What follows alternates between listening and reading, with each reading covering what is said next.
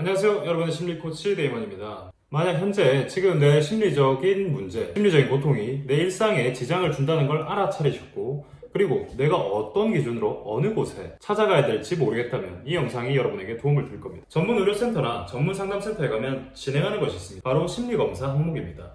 수백 개의 항목이 나열된 심리검사지를 작성하고 그 검사 결과를 토대로 여러분에게 제공될 상담 치료 커리큘럼이나 치료에 도움될 약을 처방하는 기준으로 씁니다. 이거는 또 찾아온 여러분을 위한 것 같지만 실제로는 전문가를 위한 하나의 도구라고도 볼 수 있습니다.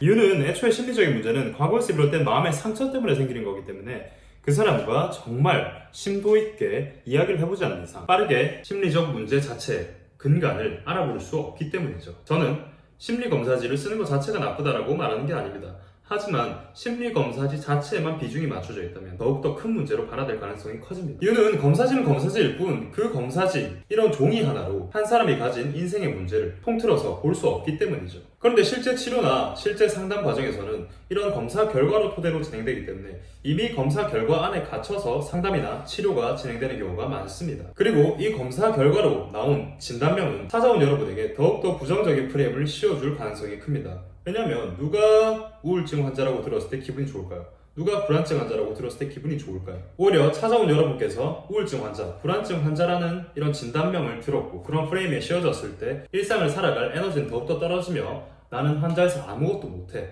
라는 일반화를 더욱더 강하게 만듭니다. 우울증 도대체 뭘까요? 풀어 설명하면 우울한 증세입니다. 제가 말씀드리고 싶은 건 우울한 증세, 불안한 증세 자체는 문제가 아니라고 말씀드리고 싶어요. 과거에서 비롯된 상처 때문에 생긴 나를 지키는 하나의 방법, 즉 감정일 뿐이지 그거 자체는 문제가 아닙니다. 그렇다면 나는 왜 우울하고 불안한지 이유를 찾아야겠죠. 모든 증세는 그 증세를 일으키게 만든 사유나 이유를 찾는 것에서부터 시작되어야 합니다. 결국 내담자가 가진 과거의 미해결 과제, 미해결된 상처들이 우울이든 불안이든 무기력이든 하나의 증세를 만들기 때문이죠. 이런 센터는 멀리하세요. 증세 자체만을 논하며 약만 바꾸며 처방해주는 센터는 멀리하시길 바랍니다. 왜냐, 본질적 안의 이유를 찾지 않고 증세 자체만을 논한다면 몇 년간 병원이나 센터를 다녀도 치료가 끝나지 않을 거기 때문입니다. 치료나 상담의 주제는 우울증, 불안증이 일어난 이유가 주제가 되어야 되는 것이 우울증, 불안증, 그 증상 자체로 치료 과정에, 상담 과정에 주제로 쓸 수는 없습니다. 자, 간단하게 추려서 한번 얘기해볼까 합니다.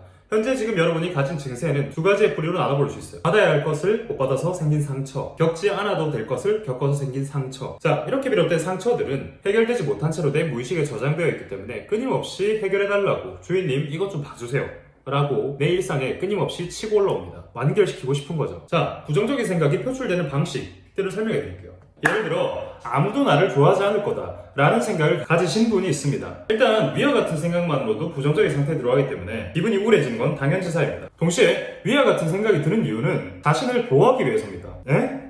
이게 무슨 말인가 싶죠? 자, 아무도 나를 좋아하지 않을 거라는 기본 가정을 가지게 되면 자신이 앞으로 겪을 인간관계에 대한 경험을 축소시킬 수 있습니다. 아무도 나를 좋아하지 않기 때문에 내가 사람들에게 다가갈 이유도 없고 사람들이 나에게 다가올 이유도 없기 때문입니다. 인간관계에서 겪을 상실감 자체가 축소되기 때문이에요. 사람들이 나에게 다가와 호감을 표시하더라도 스스로 기회를 차단합니다. 정말 사람들이 나를 좋아하지 않는다는 현실적 증거를 얻게 되면 자신의 가설이 입증되었기에 오히려 확신감을 얻습니다. 왜 이런 부정적인 가설을 세우고 확신을 얻었음에도 안정감을 얻게 될까요? 인간관계에서 일어날 수 있는 예측할 수 없는 미래는 두려움을 주기 때문에 자신의 가설을 세움으로써 안정감을 얻기 위해서입니다. 관계에서 생긴 미해결된 상처가 있는 겁니다. 그래서 관계가 맺어질 것 같으면 스스로 아무도 나를 좋아하지 않는다 라는 가설을 세우고 상상을 함으로써 인간관계로부터 자신을 보호하는 것에 있습니다. 지금 드린 이야기는 부정적인 생각으로 자신을 보호하는 한 가지의 예에 불과합니다. 실제로는 다양하게 부정적인 생각으로 자신을 보호하는 데 있으며 이렇게 부정적인 생각으로 자기를 보호한 이유는 과거에 받은 미해결된 상처가 부정적인 생각의 구조를 만들어서 자신을 보호하는 겁니다. 어떻게 오늘 이야기가 도움이 되었나요? 이야기를 정리하면서 검사지를 쓰는 것 자체가 나쁜 것도 아니고 약을 먹는 것도 나쁜 것이 아닙니다. 제가 진짜 말씀드리고자 하는 것은 한 가지에 치우쳐진 전문가를 멀리하라는 소리입니다. 만약에 의사나 상담사 같은 전문가에 가서 어떠한 질문을 했을 때, 어떠한 표현을 했을 때 그 사람이 전문가만 안 들을 거면 뭐하러 병원 왔습니까? 이렇게 하면 그 병원이나 센터는 가지 않는 게 맞습니다. 자, 다음 영상에서 더 좋은 컨텐츠로 찾아뵙도록 하며 다음 영상에서 뵙겠습니다. 바이바이.